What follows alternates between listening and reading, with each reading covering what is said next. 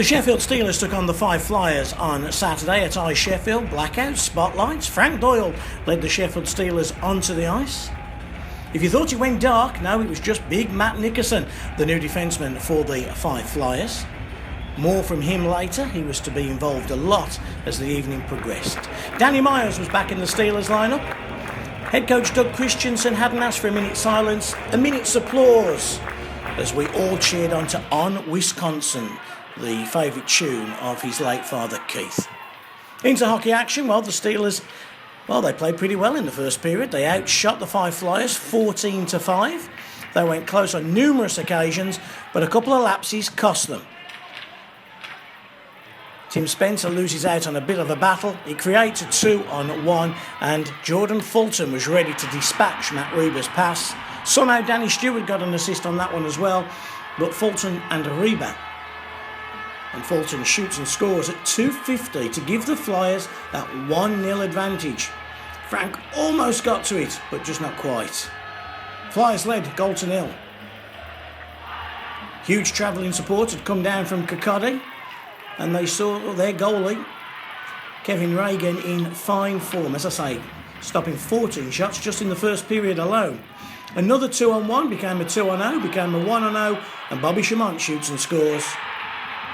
Rock Rajic picked up the assist, and Pajic was to be a thorn in the Steelers' side all night. His speed was outstanding, but a great finish from Bobby Chamont. 2-0, 14-23. That Chamont shot just 1 of 5 in the first period. It was all too much for Tim Spencer. Him and Matt Nickerson decided to entertain us. He's a brute of a man, isn't he, that Nickerson? Look at the size of him. But Spencer is about to dispatch some punishment. Sergeant Spencer it is, who, after they've weighed each other up and both thrown a few, manages to get on top. And then there was only one winner of this fight, the shirt over Nickerson's head, and Spencer finishes it off pretty quickly.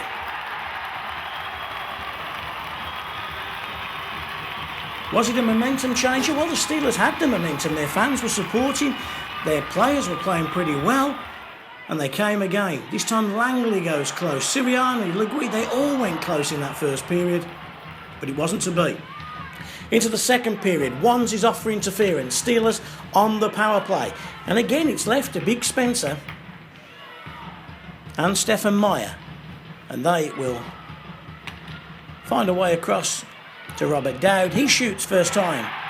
Dowdy shoots and scores. And at 24-17, Steelers back in it 2-1. Nice play though from Meyer and from Spencer. And that one-time finish didn't give Reagan a chance to get across his net. And the Steelers, they had all the momentum. They were on top in this game. But somehow they still trailed by 2-1. The very next shift, the Steelers carried that momentum forward. Aaron Nell on the ice, but his pass gets intercepted, gets deflected, intercepted, and bang, the Flyers came back. It's that man Pajic again. Great speed. Rebound pops up, and there's Bobby Chamont. He gets his second. 24-54. 40 seconds between the two goals. Pajic's speed. Doyle couldn't hold on to it. Chamont taps into an empty net. 3-1. They couldn't believe their luck in Kirkcaldy.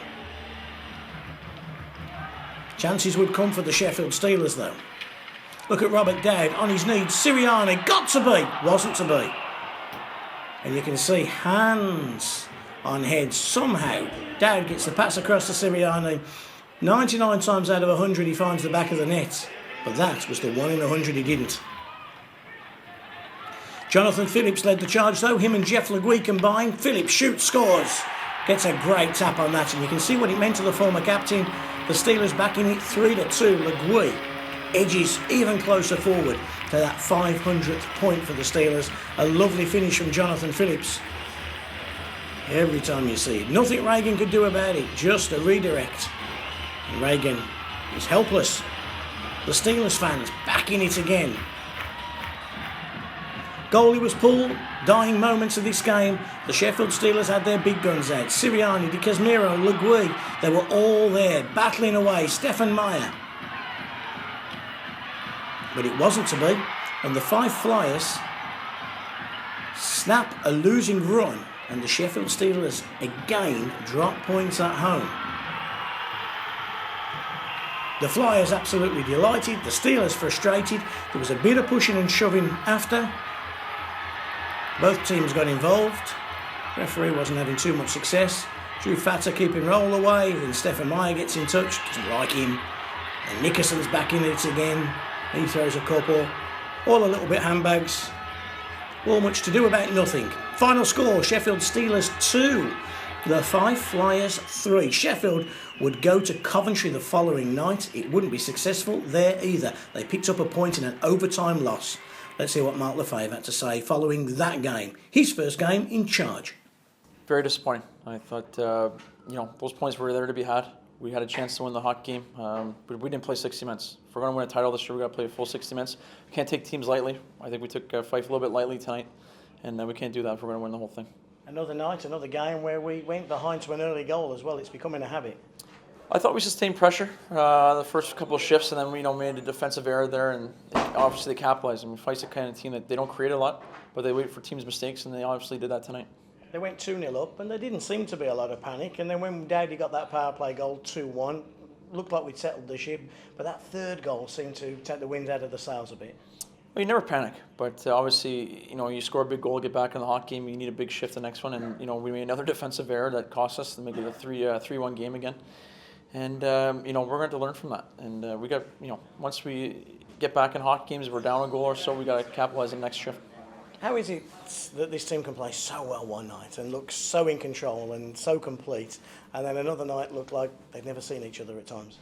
Yeah, it's just something. I think maybe a little bit changed to our lineup tonight. Maybe that affected things a little bit. Danny Myers coming back in and Oppo coming back in, but there shouldn't be any excuse for that. We got enough professionals here, enough professional experience in our dressing room to not have that.